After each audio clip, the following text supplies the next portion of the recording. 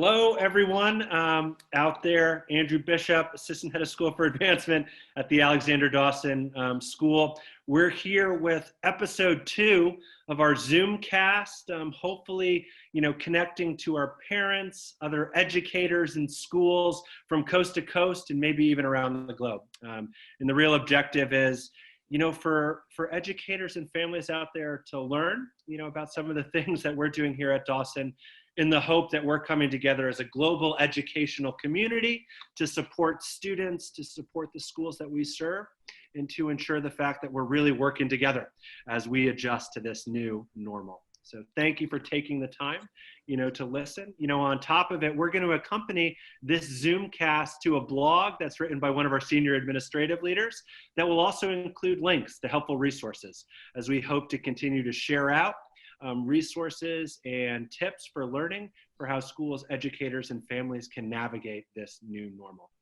Today, just as always, I'm joined by our Assistant Head of School for Teaching and Learning and our incoming Head of School, Roxanne Stansbury. And I also have the honor of working with a distinguished panel of other Dawson educators and staff members. And so I will let them introduce themselves to our audience out there. Hi, Andrew. I am Roxanne Stansbury, Assistant Head of School for Teaching and Learning. Excited to be talking about student wellness today. And in the spirit of Dawson, Roxanne, if there is one word from a general check-in standpoint, how are you feeling today? That is such a challenging question to answer at this time. I'm going to go with the word conflicted because I think all my emotions vacillate throughout the day. And there's feelings of excitement, there's feelings of renewal, there's feelings of concern, worry, empathy, so many. So I'm just going to go with conflicted. Hi, Andrew. I'm Melissa Robinson, the lower school and early childhood school counselor. Thank you for having me here today. And one word, Melissa, for your current, state of mind right now, how are you doing? Yes. Today I will say I'm optimistic. I'm optimistic because panels like this make me feel good about the fact that Dawson is doing what they need to do for their families and their parents to help with the times that we are currently in. Hi, I'm Nissa Pearson. I'm the coordinator of student support services at Dawson. Along the same vein as Melissa, I would say the word to describe my state of being right now would be hopeful. I think that, I'm pretty optimistic that we can find, even in a horrible situation like a pandemic, a silver lining of really some new learning opportunities and new ways to connect and stay connected as a community. Hi, I'm Beth Vineyard, and I'm a third grade teacher, and I'm excited to be here to share and be a part of this panel so we can share our perspective and to help with keeping us all connected. Hello, my name is Mike Buckmiller. I'm a health and fitness instructor. My word, 2 words, all in, for better or worse, for that matter. I'm all in to help online educate. I'm all in to help inform, and I'm all in to learn. I know this is a learning experience for all, but I just want to be as helpful to our community if at all possible. Hi, I'm Oski Patak, middle school counselor. I am excited to be here today. And I think my words are actually going to be 3 words, ebb and flow. Just because I think in a time like this, our emotions, our feelings, they're ebb and flowing from hour to hour, maybe minute to minute. And if I can be honest, model that's normal. I'm excited to do that. And I just really look forward to our conversation today. Thank you. Well, thank you all so much, for being here, taking the time, and I think to really kind of, kick us off, I'd love it, Roxanne, we talk a lot about Dawson, about some of our core values, some of the core differentiators, that make Dawson, Dawson. And I always think it's helpful to give, listeners out there that might not be familiar with our school, just some general context, and some definitions for how we define, certain terms. So, the first one would be, maybe if you talk about just student wellness, at Dawson, Roxanne, and why student wellness is so important to us as a learning institution. Sure. First, I'm going to change my word from conflicted to proud. Just hearing all of my colleagues and how they're talking and how they're rallying and just ready to take on the challenges, I can't help but feel just proud of our organization. And I think part of why we're at where we're at is because of our investment in student wellness and knowing that that's the priority, that if our students are not emotionally ready for a school day, then all that teaching that we do is all for naught. And so we take we emphasize how we start a child's day is being the most important thing that we do. So from that first morning meeting and allowing students to be able to identify their emotions and also talk about what they're going to do to change their emotions, and talking to a group of kids about their responsibility for acknowledging the other emotions in the room so that you know how to interact with people throughout the day and what their needs are. Our goal as a school is to make sure that when people leave the Dawson halls, that they are ready for those challenges of working with lots of different people with different personalities and different social emotional needs. And we want our Dawson graduates to be really empathetic leaders who know how to hit pause and place emphasis and importance on how they're making people feel. No, thank you. Thank you for that. I know, actually, I don't know, but I'm pretty confident that the phrase climate of care will come up at some point in this discourse today. So for folks out there that don't know, Dawson, how is it that we define or talk about our climate of care? Yeah, our climate of care is really getting our students comfortable with identifying their emotions.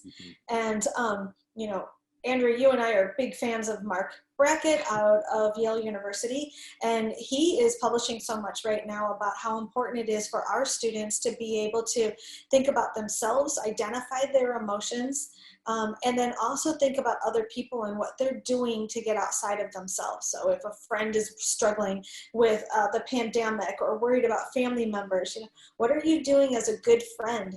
Because social distancing doesn't mean that we stop taking care of people. And I think that's an important message. As an adult, you asked me that question about my SEL check-in, and this is a time that I struggle to really identify my own emotions. I can't imagine how kids are dealing with it. And we know that being able to identify those emotions is the key to wellness. So if ever before, our kids need our social emotional teaching, our social emotional guidance. No, and maybe the last is, you just touched on it, Roxanne, as you said, social emotional learning or SEL. Can you give, folks out there that might not be familiar, with that term, some broad brushstrokes, what's included, when we talk about, social emotional learning? Is it just wellness, or does it extend way, way beyond that too? Yeah, it is understanding the importance of first your self-awareness and knowing how you're regulating your emotions, how you're code switching, so that when you go from one conversation to the next conversation, what do you have to do to be able to make that pivot? The other piece would be social awareness. So what is my impact on a group of people, and how am I reading people's faces or their gestures or their cues, so that I can regulate maybe words that I'm using that might be hurtful, or I am adjusting based on the impact of my interactions with other people. And I think another piece is just that responsibility as a community member, and always being very aware of how our decisions impact others. And knowing the difference between intent and impact is a big piece of social emotional awareness. Yeah, no, thank you. Thank you for all that.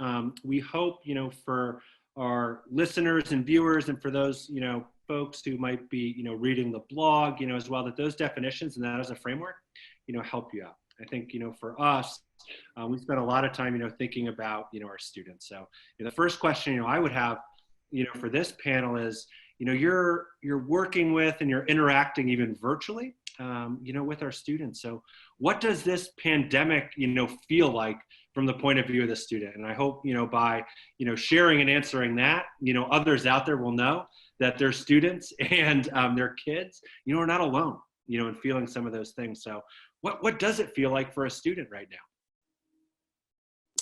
So in terms of the pandemic, although we know the term of the virus, the way we've dealt with it has been different for everyone.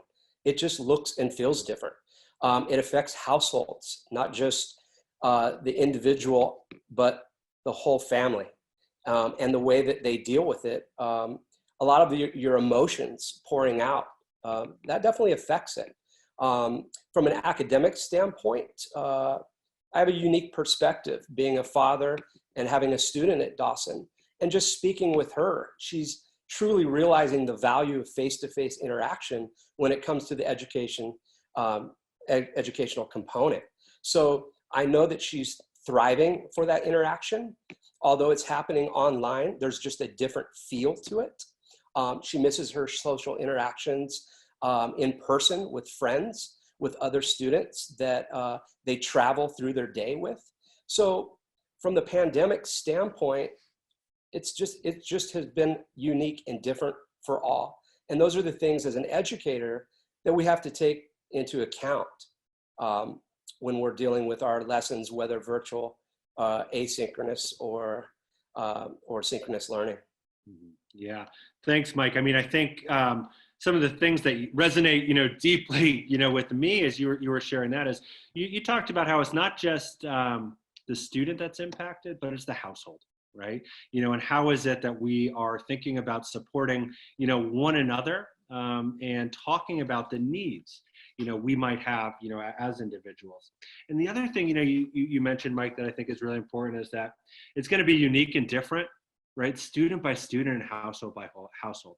And I don't think we should ever forget the fact that just because our individual experiences might not be like our neighbors or our friends or our brothers and sisters, that's okay, right? It's okay now more than ever to have, divergent and differing, perspectives and experiences during this time. So I think though, some of the things that might be there, we're going to have unique perspectives, but from a general standpoint, from this group, what are some of the biggest worries, you have just about student wellness, at this time? And, use that Mark Brackett, term, we've got to name it to tame it. What are some of those, worries that we need to name and that would be helpful for, listeners and viewers out there to know and to recognize? Yeah, so I think it's important, just like Mike was saying and what you were saying, Andrew, is just the drop in social contact. So many of our students thrive on social contact and gain comfort from their teachers and their friends. And even outside of school, playing sports and the loss of the connection between teammates and coaches is an enormous loss. And which brings, grief, right? The word grief. I mean, we have to understand that we all are experiencing grief with these losses. And so we need to allow ourselves, and our students to go through the grieving process. Yeah, thank you so much. I mean, I think that's a big one. I know that, one article I think that meant a lot, to our faculty was one that our chief communications officer, Megan Gray, sent out just talking about grief and that we're all experiencing it. And that'll be an article that we make sure we link to this blog, as well. So I think that's really important. So thank you, Melissa, for articulating, that so well. Are there other worries, out there from folks that you kind of think about from your individual vantage points? So for me, my biggest worry for students is actually worry. It's actually that anxiety that comes with just a sudden change of routine overnight. And, that isolation that kids can feel not seeing peers, not seeing teachers. So from my perspective and my position, I just think about how can we, for our students, be making sure that they're identifying, things that are within their control, what's outside of their control, and making a plan in order to help manage that anxiety that might come with this new format of learning. Yeah, no, absolutely, right. And so I think we've touched upon some core emotions, that are really important. And I'm sure, to Mike's, earlier point too, that a lot of households are feeling, and thinking about. But maybe what's going to be, just as important are, what are some ways though students and parents can talk about what they're feeling, right? And what are resources out there that they can look to, right, in order to get help, to say like, yeah, maybe I do have an anxious kid, or yes, even as a parent, I'm feeling a sense of, grief, not being connected to community. So what are some suggestions out there that you have, for parents, both at Dawson, but also across the country?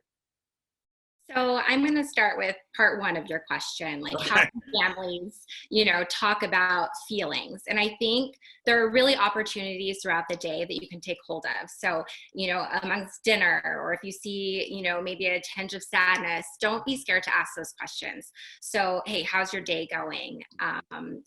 Tell me, what was your high today? What was your low today?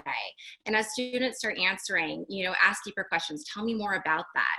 And the tips I would give to parents is, the first one is active listening. If your student's opening up to you, make sure, you put the phone aside. They can see that you're truly engaged with them. The second thing I would say is affirmation. So our students really need to hear like, yeah, that is sad, and you're really brave for going through this, and just letting them know those feelings are normal. And even though the time we're living in isn't quite normal, having feelings and struggle with it is. So I think that's really important. I think, having those conversations and even parents sharing how they're feeling is a way to model in a healthy way how to express yourself. And I just think those conversations in general are going to be really, really healing for our students. I think part two for resources, I've really been following the Challenge Success articles and the Denise Pope articles and the videos she's been doing. Those are really great. I know we're going to mention it at another time, but we have Counselor's Corner in the parent resource page where we have, links for anxiety and stress. There's a link to the CDC where they talk about anxiety and stress, and we give tips on how to talk to your students when they are worried about virus. So I would recommend checking those areas out as well. Yeah, no, for sure. And I think, again, we'll link to those, because I know as, Mike alluded to this, we wear multiple hats, and Roxanne talked about the code switching, we do each and every day. I think as a parent, and as an educator, personally, I think sometimes we struggle, with knowing what questions to ask, right? Or even doing that, mental check-in with, ourselves. And so, thanks for sharing those really important, resources with us, Dusty. They mean a lot. How else, or what else, from this group, are people, thinking about? I think, maybe Roxanne, I'm sure you've got a couple, maybe anecdotes or suggestions as well. Yes, we always talk to parents that be careful not to interview for pain. And so how you approach those questions are really important, because we want to acknowledge students' feelings or our children's feelings and also empower them at the same time. We had somebody come and speak to on our campus, Dr. Weidenfeld, a year ago, and she gave great advice that said, your children will start to open up if you do something active with them. And I can remember at the time thinking, really? Because I know what it feels like to try to ask my child how she's feeling and how her day went. But as soon as we took a walk around the park, it all started to come out. And it was one of those first times as a parent where I said, oh my gosh, that's it. Get them out of the house, do something physical with your child. And you don't even have to ask the questions. They start to share. And I think we can't underestimate the power of just changing scenery and creating a space for that dialogue to happen organically. Totally. Yeah, no, I think, it's an excellent point. It's always, I love that, line, don't interview, for pain. I think it's something that we all, need to continue to put at the forefront, of what we're thinking, for sure. Other suggestions out there? I think this is probably the most important question, we might ask and talk about today. I think it's important. So in the counseling world, we talk a lot about I feel statements, and they're very powerful. They can be very powerful if used correctly. So it's like, asking if you have a feeling, a strong feeling, to say, I feel frustrated, and having the other person listen, right? Because it's important to identify your feeling and then the other person to listen. So it's just very simple to just say, I feel frustrated today because it just seems like a lot today, right? My assignments are a lot. And for parents to model that too, when they're feeling frustrated or overwhelmed, for them to be able to express that to their child, right? And to say, you know, I'm feeling overwhelmed today. You know, I could help if you did this, you know, to be able to identify those feelings is very important.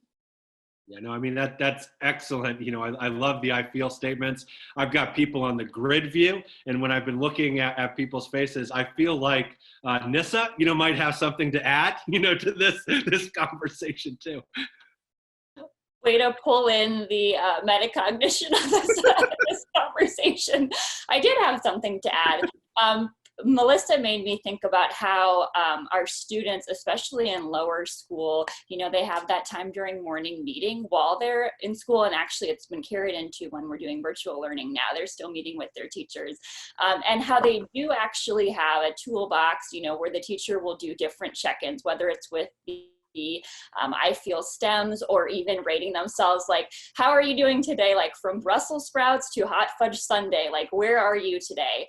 So even for younger students that might be just wrestling with how to articulate their feelings and their emotions, you know, the teachers do have some good tools that they've used with students, or even placing them, you know, in social thinking, like, are you at a red today? Are you in the red zone today? Are you in the green zone?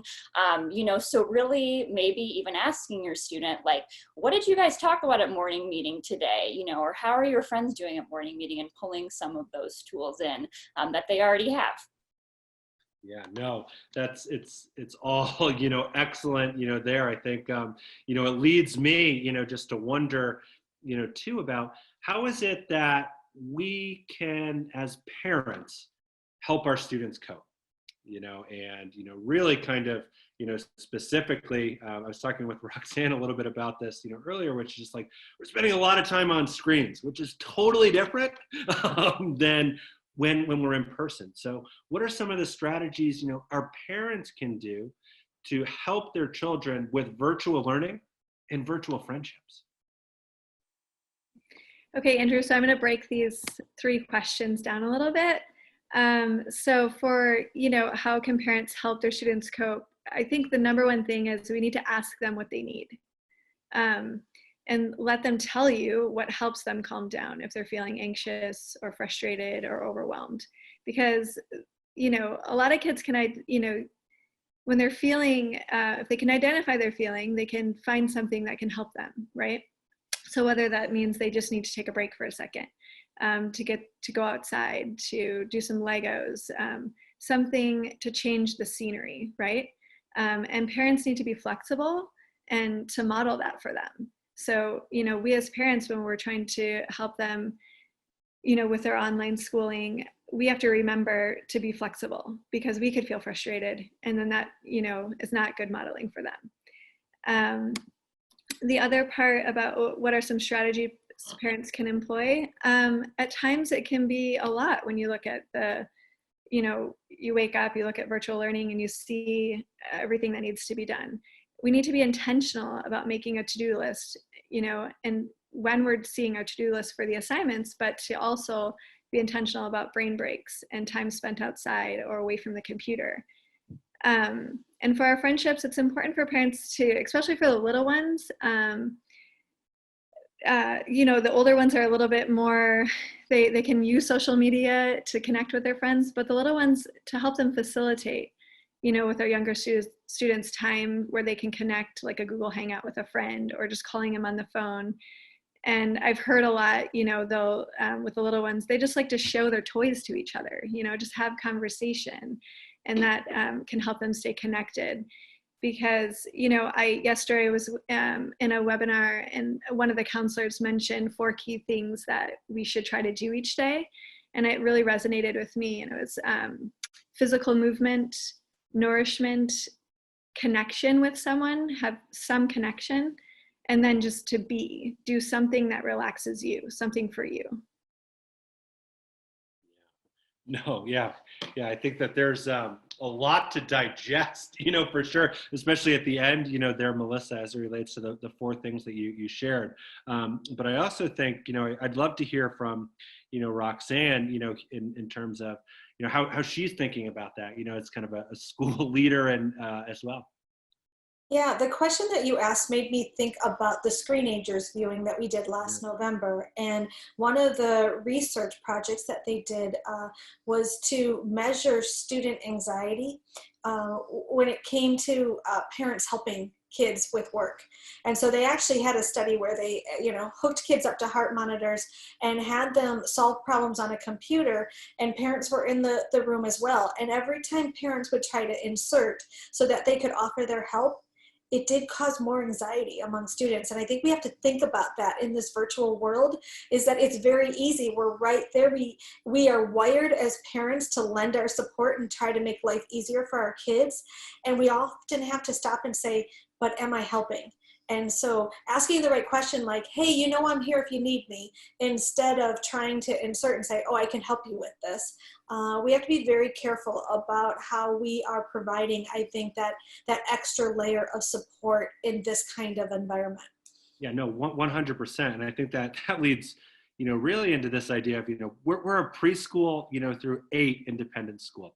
So that it's really different what our early childhood students need versus lower school students need versus what our middle school students need, right? And so I think probably, I spent a lot of time thinking about what is it, if I was in 7th and 8th grade, I'd go from being at school 8 hours a day, being with my friends, having independence, to essentially being landlocked, and I'm surrounded, by my parents who are asking me questions, and maybe I don't want to talk about them, and to your point about, like, Roxanne, not jumping in, right, and trying to interfere with my students' work, but also trying to be helpful. And I think there's such a dichotomy there.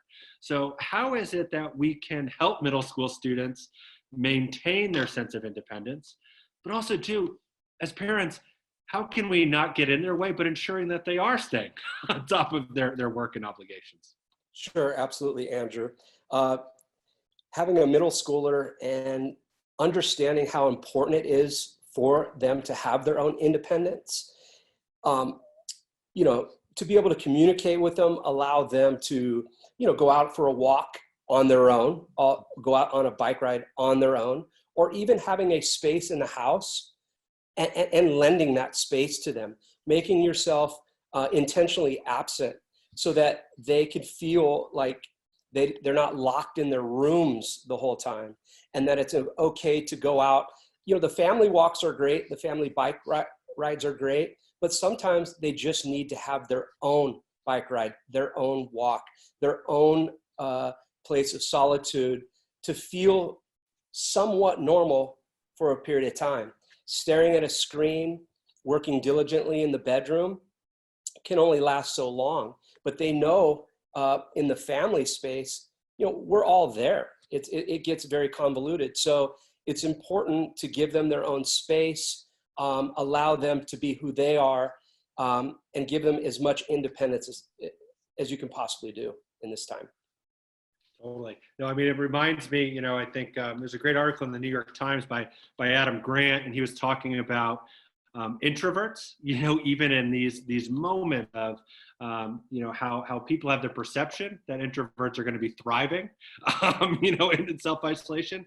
And his central thesis is that's not right. What introverts really kind of crave is independence, right? And so while they have that, what they're missing, right, is some really kind of key connections, to others as well in some, really important moments. So, thanks for sharing that.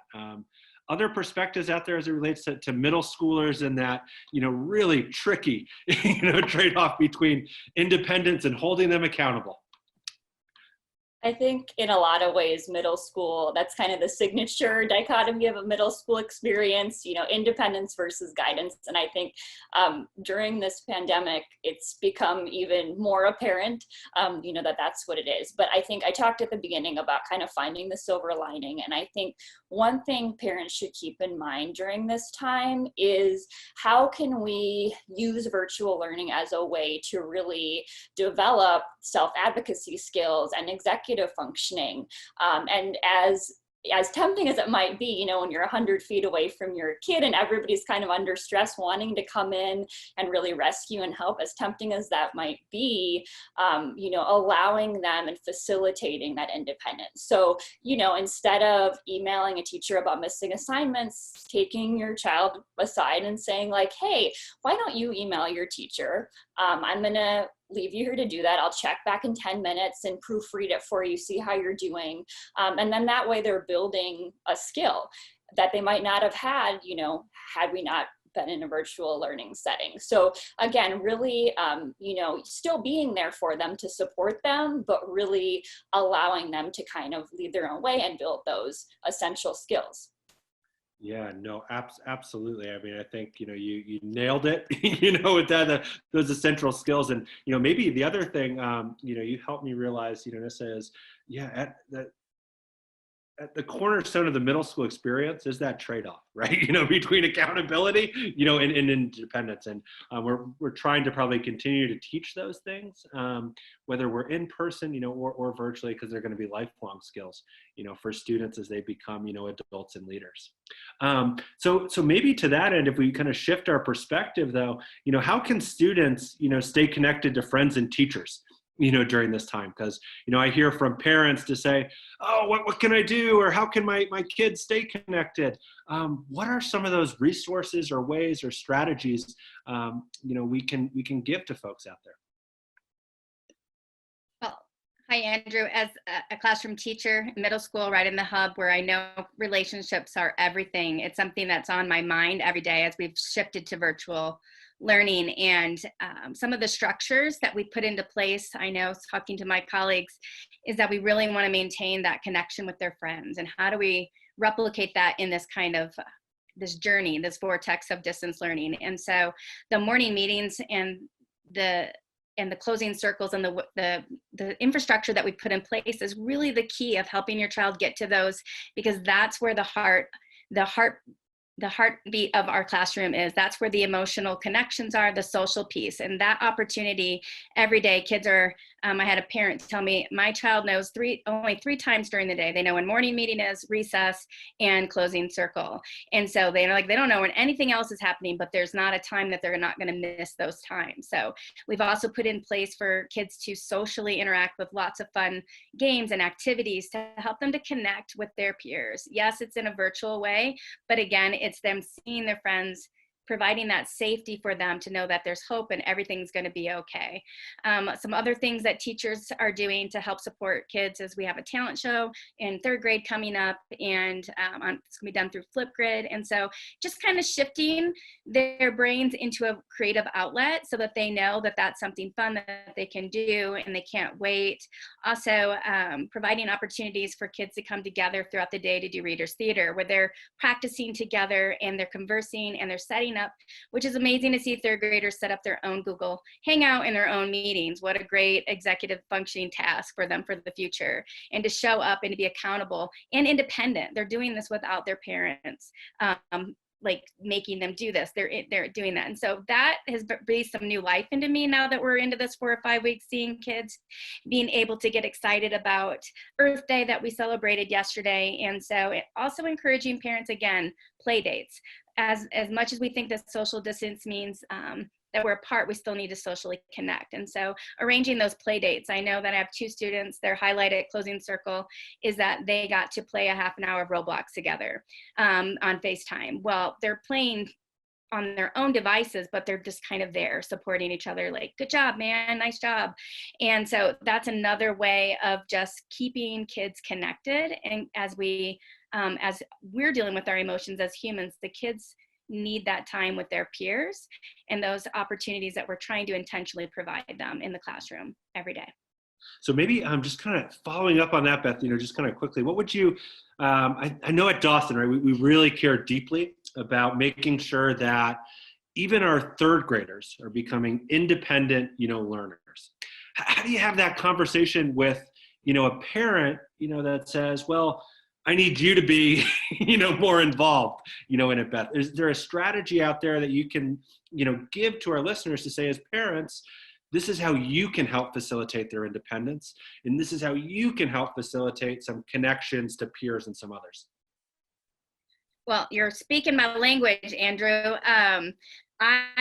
Independence, there's a saying that I always say, I don't do anything for a child that they can do themselves. So that was even back in first grade when I taught first grade. And so I think reminding parents, even though they're in working right next to their child, that their kids have got this. In fact, I send out memes and quotes all the time. We got this. We rise together. We lift together. So let those kids still have those learning opportunities. So some of the structures we put into place, which is amazing to see third graders, from my perspective, operating, is they have access to a one-on-one spreadsheet where they sign up, and they actively sign up if they need to meet me. They can do a Google Hangout instant message. Hey, Miss Vin, what's a better ending to, what's a good concluding sentence? And even a student wrote, hey, anybody out there, can you help me with the concluding sentence? And so those are opportunities for the children to be learning, even though, and creative and innovative.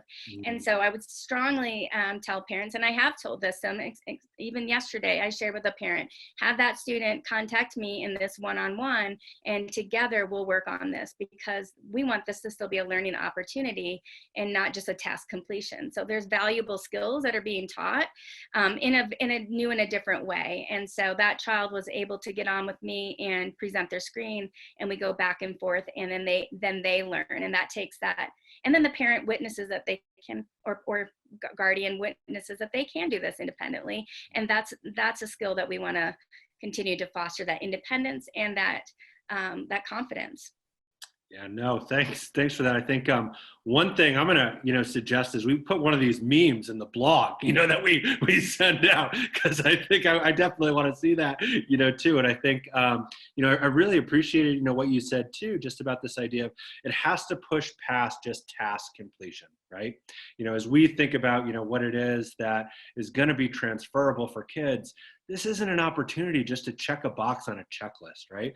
This has to be a time where we're growing, yes, as students, but just as importantly, if not more importantly, as human beings, right? And having the importance to realize that if we're teaching, these things at a young level, right? And at a young age, only good things will happen. So I think that I really, really appreciate that. I think when I think about the collective wisdom, background and experiences of this group, I'd love to ask a question where, we go a little bit higher in terms of our level of thinking. I'd be curious to know, from your vantage point, what are some of the larger ramifications, not just in terms of education or teaching and learning? What are some of the larger ramifications of this pandemic on just people's general health, or wellness? And if we think about some of the things that we should be thinking about that might be coming down the pike, 6 months or 12 months, down the line, what are some of your predictions or some of your larger worries about some things that might come out?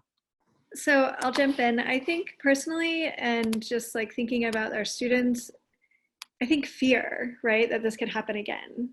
I think, just being fearful, once we are back in the building, or around this time again next year, wondering, like, is this going to happen to us again?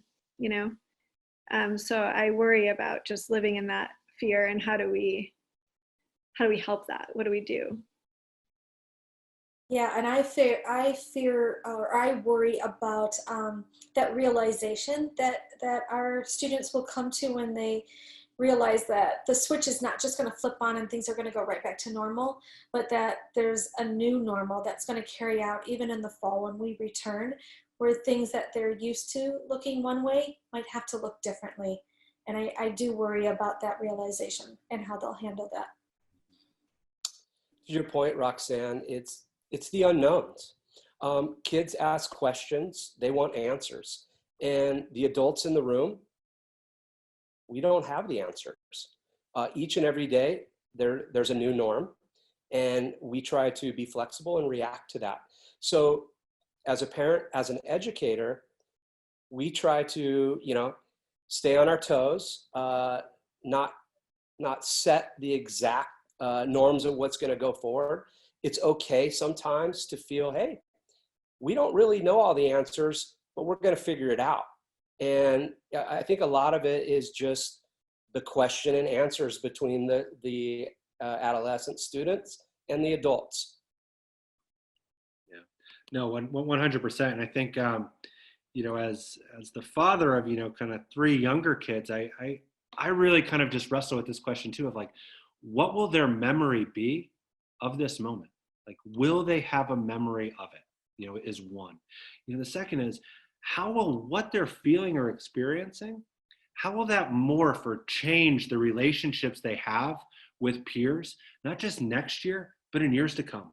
And when they hit, you know, middle school or adolescence, are they going to be, you know, transformed, you know, in positive or negative ways, you know, by this? I think they're growing in independence, but they're also growing, right, too, in isolation. You know, so what does that look like? And what are some of these longitudinal impacts that, you know, I think schools like Dawson can be at the forefront of saying like, hey, you know, let's start measuring, you know, how our kids are doing, or let's start really analyzing, you know, as kids come back, how is our focus might need to change, right? Instead of saying like, yep, we've got to be doing, you know, math and then reading. Does that change, you know, how we think about even the course of our day and how we allocate time? And to say like, we've got to spend even more time, you know, checking in with students and giving them the license to feel, giving parents the license, you know, to question. So, you know, maybe along, you know, those lines, you know, how do you think what we've learned through this pandemic will shift the conversation around student health and wellness? Or how do you think, you know, maybe what we've learned will even change what is, you know, core competencies or even core subjects, you know, within schools? Right. I think so much of what teachers value, the work that they do, is centered on how they keep kids safe, physically safe, emotionally safe. And I do think that teachers are feeling somewhat helpless right now by not having that power to be able to keep our kids safe from an invisible enemy. But if we ask the right question, which is something you alluded to, Andrew, is like, what will our kids remember about this crisis? Is that we have a lot of power here, and that is to build lessons and experiences that will help our kids' memories be all about social cohesion and to be about love and kindness and humanity. And we can do that through the kinds of lessons that we're building to help our kids dig deep for those stories. That in a crisis, how did our country come together? How did Dawson community come together? What were some philanthropic initiatives that we have been able to witness around the globe during this crisis? And I think that's an important role that all educators can play right now during closure, but also in the year to come. Yeah, no, I mean, I couldn't agree more, right? I mean, I think that, you know, when you speak about, you know, the memories of social cohesion and unity and, you know, the underpinnings of love, that we've got the real opportunity here to shape those things. So others there, as you're thinking about this, how do you think it might transform? Yeah. I have great hopes that this is a reminder and a pause, which is one of the amazing things about Dawson is challenge success of playtime, downtime, family time.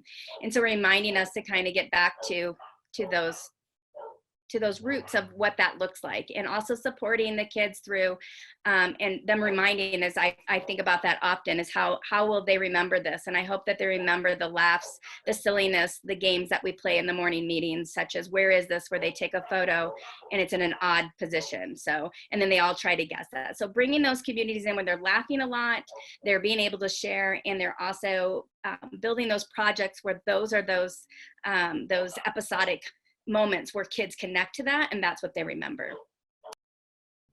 I think it's also a time where students can realize how resilient they were. I hope that, you know, families reflect and give themselves grace for making it through time in history.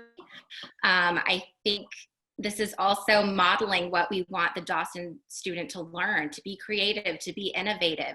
And I believe our staff has modeled that wonderfully. Even though the days are hard, what we're doing is new and exceptional. And I think it's a big model. And, you know, maybe I'm just being hopeful.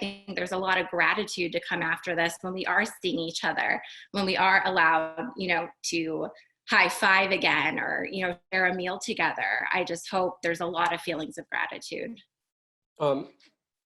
to that end, thinking of our mission, mind, body, and character, problem solvers, resiliency, thinking about all that, I look at every moment as a teaching moment. I think this will be an asset for a lot of our students moving forward, to be quite honest.